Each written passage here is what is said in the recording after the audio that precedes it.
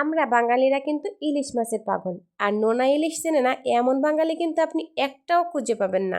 আর আজকে আমি রান্না করতেছি সেই নোনা ইলিশ দিয়ে পাকা টমেটো। আসসালামু আলাইকুম আমার কিউট কিউট বন্ধুরা, সবাই কেমন আছেন? আশা করি সবাই খুব ভালো আছেন আলহামদুলিল্লাহ। রান্নার প্রস্তুতি কিন্তু একদম চূড়ান্তে। আমি ফ্রিজ থেকে সেই নোনা ইলিশ মাছ নিয়ে নিয়েছি আর নিয়ে নিয়েছি কিছু পাকা টমেটো। ইলিশ মাছ কিন্তু অনেকক্ষণ ভিজিয়ে রাখতে হয়, যেহেতু এটা নোনা ইলিশ মাছ অনেকক্ষণ ভিজিয়ে রাখতে হয়, কিন্তু আমার কাছে সময় ছিল না, তাই আমি কিন্তু অনেকক্ষণ ভিজে রাখতে পারলাম না। টমেটো গুলোকে ধুয়ে আমি এবার ছোট ছোট করে কেটে নিব। যেহেতু এটা পাকা টমেটো, বড় বড় করে কাটলেও কোনো সমস্যা নেই, তারপর দেখার সৌন্দর্যের জন্য একটু ছোট ছোট করে কেটে নিব। পাকা টমেটো দিয়ে খেতে কিন্তু সত্যি অসাধারণ লাগে, আমার কাছে কিন্তু খুব ভালো লাগে। কার কাছে কেমন লাগে জানি না। এবারে সেই নোনা ইলিশ মাছগুলোকে ছোট ছোট করে কেটে নেব।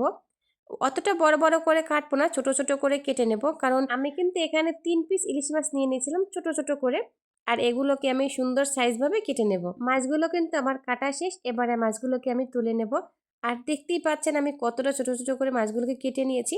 এর চাইতে বড় কাটলে ভালো লাগবে না। এবারে কিন্তু আপনার আসল কাজ, মাছগুলোকে কিন্তু হালকা কুসুম গরম পানি দিয়ে ধুয়ে নিতে হবে, তাহলে লবণের কাঁটাটা একটু কম লাগবে। মাছগুলো পরিষ্কার করা শেষ, এবারে আমি পেঁয়াজগুলো খুলে নেব। এবং পেঁয়াজ কিন্তু অতটা দিতে হবে না, একটা পেঁয়াজ দিলেই হবে। রসুনও বেশি একটা দিতে হবে না, অল্প রসুন দিলেই হবে, 3 থেকে 4 পিস রসুন দিলেই হবে। এবারে পেঁয়াজ, রসুন এবং কাঁচামরিচগুলোকে আমি সুন্দর করে কেটে নেব। আর এগুলোকে আমি অতটা ছোট ছোট করে কাটিনি, একটু বড় বড়ই রেখেছি। এবারে চুলোতে একটা ফ্রাই প্যান বসিয়ে দিলাম আর দিয়ে দিলাম পরিমাণ মতো তেল। দিয়ে দিলাম সে কেটে রাখা ছোট ছোট নোনা ইলিশগুলো। তেলের ভিতরে একটু হালকা হালকা করে ভেজে নেব। এবারে দিয়ে দিলাম পেঁয়াজ, রসুন, কাঁচামরিচগুলোকে একটু বাদামি হয়ে আসার পরে এর ভিতরে দিয়ে দিলাম হলুদের গুঁড়ো, মরিচের গুঁড়ো, ধনিয়া গুঁড়ো। এবারে আমি একত্রে মিশিয়ে নিব সবগুলো। মশলাটা কষানোর জন্য দিয়ে দিলাম আমি অল্প একটু পানি। মশলাটা যখন কষিয়ে তেল উপরে উঠে আসলো তখন কিন্তু আমি দিয়ে দিলাম সেই কেটে রাখা টমেটোগুলোকে। টমেটোর চেহারা এতটাই সুন্দর ছিল যে আমি এক পিস খেয়ে নিলাম। এবারে মশলাগুলোর সাথে টমেটোগুলোকে একভাবে নেড়ে চেড়ে দিব, যাতে মশলাগুলো সুন্দরভাবে টমেটোর সাথে মিশে যায়। 5 মিনিটের জন্য ঢাকনা দিয়ে ঢেকে দিয়েছিলাম, যাতে টমেটোগুলো সিদ্ধ হয়ে একদম নরম হয়ে যায়।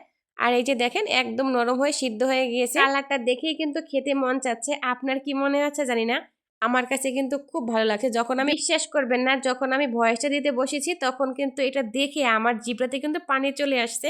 সত্যি অসাধারণ খেতে হয়েছিল, খুব ভালো লেগেছিল খেতে। আমার রান্না কিন্তু একেবারেই শেষ। এবার আমি একটা অন্য বক্সে তুলে নেব, কারণ ফ্রাই প্যানে রাখার তো প্রয়োজন নেই, একটা বক্সে রেখে দিলে এই শীতের দিন যেহেতু এটা জাল দিতেও হবে না, আমি 2 দিন খেতে পারবো। বাসাতে কিন্তু অবশ্যই ট্রাই করবেন, আর অবশ্যই কিন্তু গরম ভাতের সাথে সার্ভ করবেন, খেতে অসাধারণ লাগবে। এইভাবে যদি কখন রান্না করে না খেয়ে থাকো তাহলে অবশ্যই কিন্তু একদিন ট্রাই করবে।